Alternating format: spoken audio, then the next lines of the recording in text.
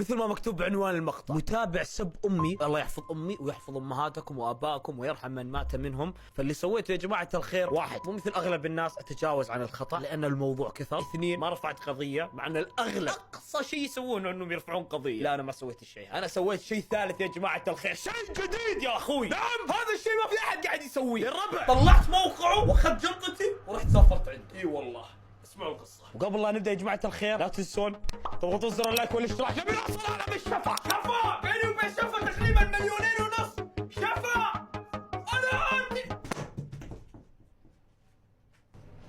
طيب، كل شيء بدأ بتغريدة بتويتر بعد ما نزل مقطع. ذكروا المقطع اللي كان عنوانه صار لازم نتكلم بالموضوع، اللي كان مقطع اعتذار لما فعلته سابقا. في بعض من الناس اخذوا المقطع بطريقة اخرى، يعني اخذوا المقطع ان ابو فلة صار ضعيف ويعتذر كثير. للاسف اذا كلمت الناس الصح الواعية يعرفون انك انت معتذر على غلط، والناس تغلط. بس في ناس كذا رديئة، زين، اخذوا الكلام هذا بضعف، زادوا النباح. نعم يا عزيز المشاهدة، كلمة نباح قوية. لهذا وجب أن نتعامل مع الناس هذول بطريقة أخرى، والله لمصلحته. اللي سويته كالآتي يا جماعة الخير: وصلتني تغريدة من، خلونا نقول اسمه جاسم. أنا ما أدري ليش أحب أستخدم كلمة جاسم، بس يلا جاسم كتب تغريدة بتويتر كان جدا سيء وغير خلوق لدرجة إنه دخل في العائلة يا جماعة الخير. والله أنا ماني فاهم، أقسم بالله أنا ماني فاهم إلى أي مرحلة من الدناءة أن تصل إلى أنك تسب أحد وتوصل لأمه وأبوه. قلت برفع قضية. طبعا ولا مرة بحياتي أنا رفعت قضية على أي أحد، مع إنه يا جماعة الخير اللي موجود، يا جماعة الخير اللي موجود على انك ترفع قضايا. يا الهي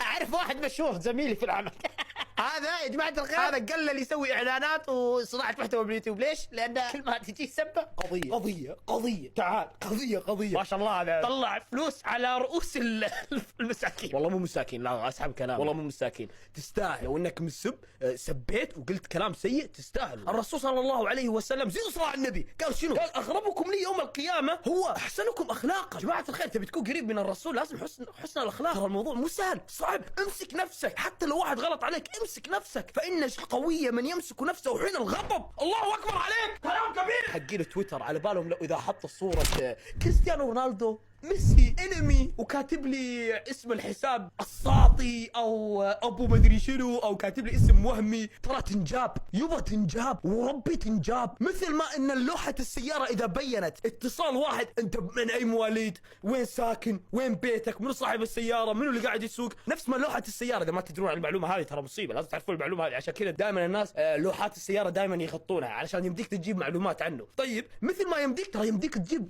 ان كان حساب سناب، ان كان حساب تويتر، يوتيوب، ايزي. خاصة منصة تويتر ترى جدا سهل انك تجيب راس الواحد، اقسم بالله تجيبه